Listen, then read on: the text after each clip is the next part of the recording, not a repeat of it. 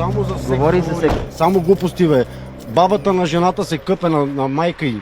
Се къпе, то отдоле занича под вратата да гледа, бе. Лъжат. Детето го виде. Той Детето... гледа ли на жена ми газа? Боже, виж, На това на стола.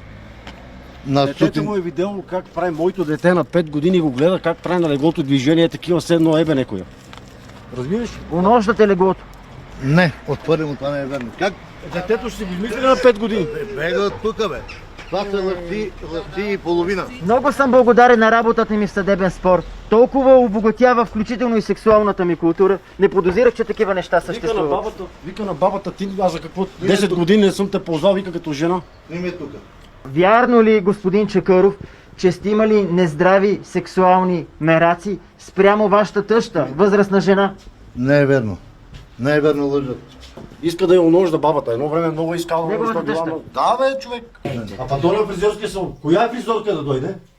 Все си иска. Глупът си на тръкале. Какво се иска от фризьорките? Прическа? Какви прически, бе, човек? Иска джуджавка. Джуджавка. Да го кажем аз така баш, нали? Да не е баш директно. Знаеш какво вика? Детето вътре малката. И той говори, че ми вземете жилището, че ме фанете, вика уя за баданарка.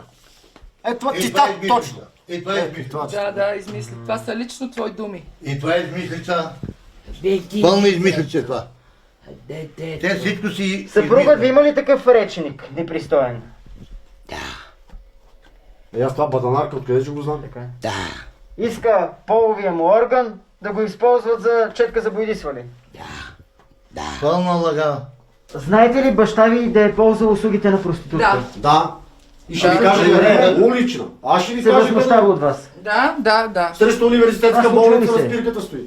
Не е верно.